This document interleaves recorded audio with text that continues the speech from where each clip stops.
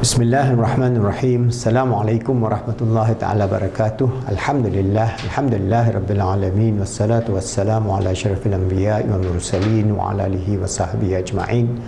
Alhamdulillah, with the grace, mercy and the permission of Allah subhanahu wa ta'ala, biiznillah, we are continuing our da'wah training program, YouTube program. We have more than 600 videos in our Khalifah Education Foundation and Islamic Psychology Center.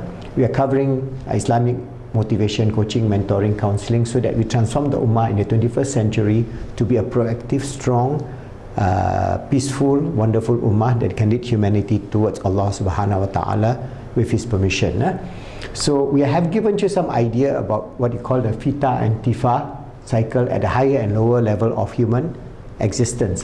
So if you want to talk about the integrated human self from the perspective of Islamic psychology, I have explained to you from our book, Positive Islamic Psychology. We go into the detail of the model.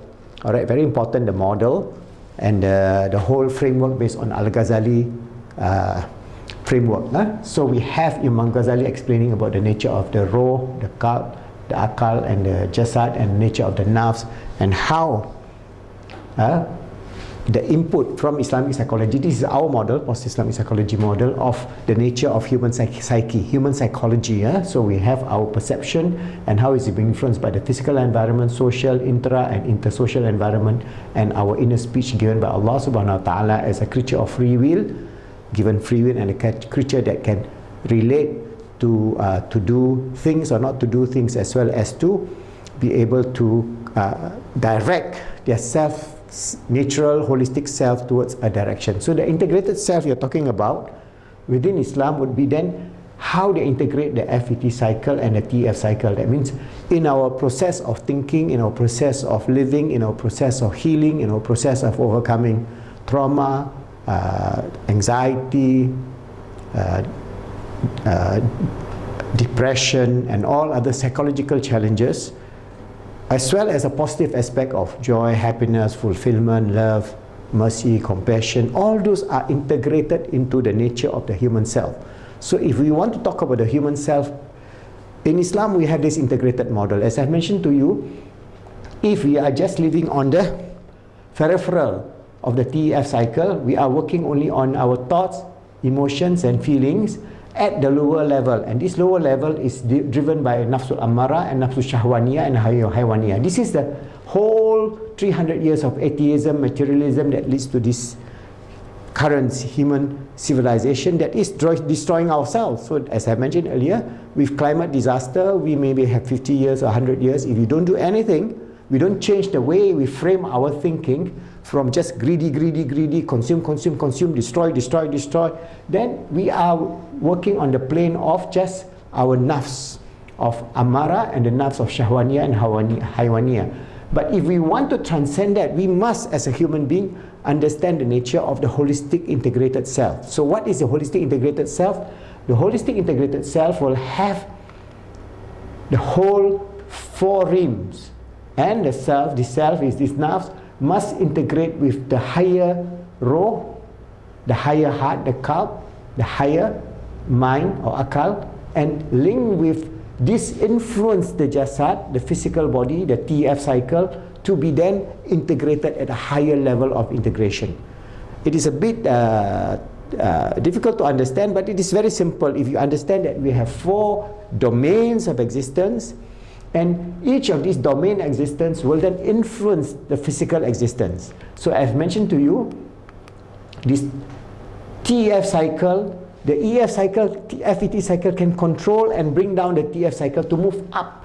But if we just destroy this, we only operate on TF cycle. That means operating only on our physical existence, materialism, consumption and greed, the whole cycle of modern civilization. Then we are destroying ourselves, because we are only using one tiny component of our existence. Whereas from the Islamic perspective, the Ruh, the Qalb, the Akal is permanent.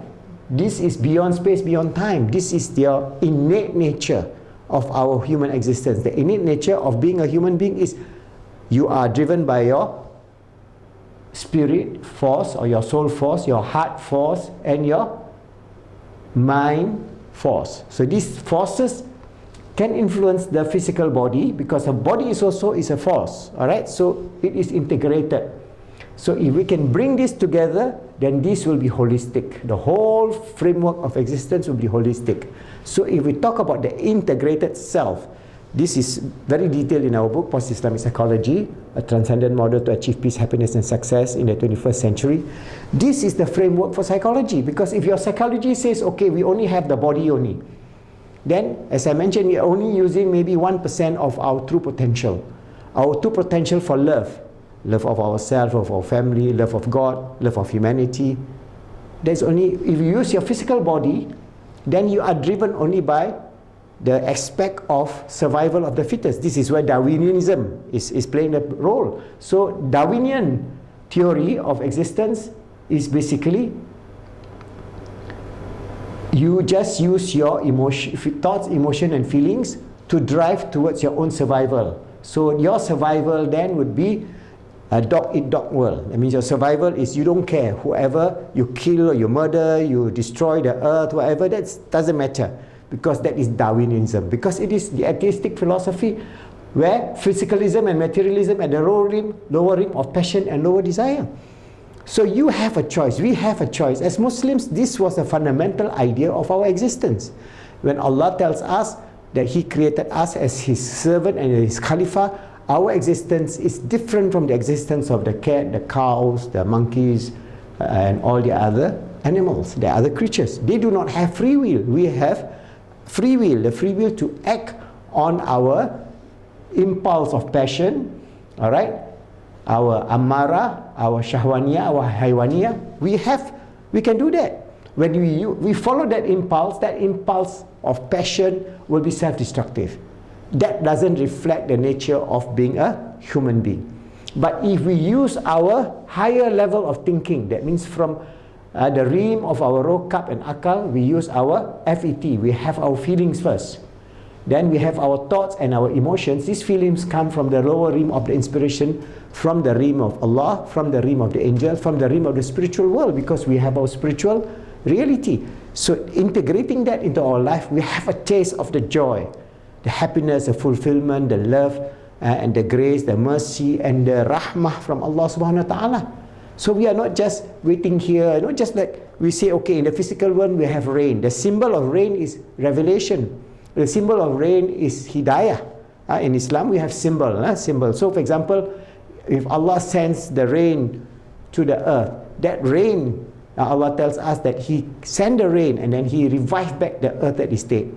Alright, so that symbolizes the mercy, the grace and the love of Allah to all His creatures. That symbol, that's why it's called ayah. We have the Quran as the ayah.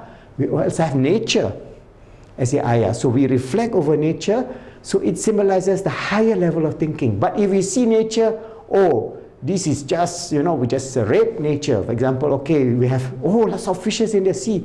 Then we use all kind of technology, catch all the fishes, and what happened? Now the sea is devoid of fishes. 70% of the fish species is extinct. Alright? We cut all the forests. Oh, we have a lot of forests. You burn the whole Amazon. What happened? Now you have the climate change coming up to 2 degrees Celsius. So if we are not integrated now as an integrated self, we will be self-destructive. And you will not have the joy, the happiness, the fulfillment, because all the time you're living in the state of stress, because either you fight, flight or freeze. Because the Darwinian theory is basically at this level, animalistic level, you only operate at the 3 levels in psychology, that is fight, or you flight, or you freeze.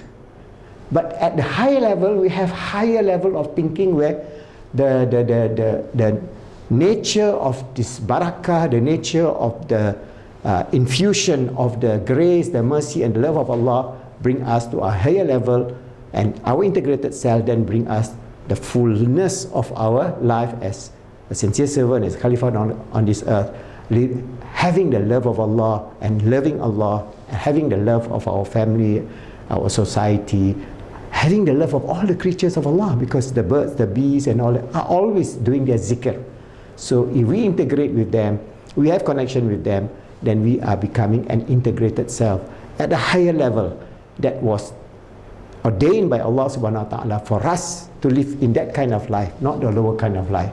And if we can understand that, then we can go ahead and understand what is the nature of trauma, what is the nature of stress, what is the nature of anxiety, what is the nature of depression. And as I go along, I'll give you some tips to understand that. But the first basis is know that you are an integrated self.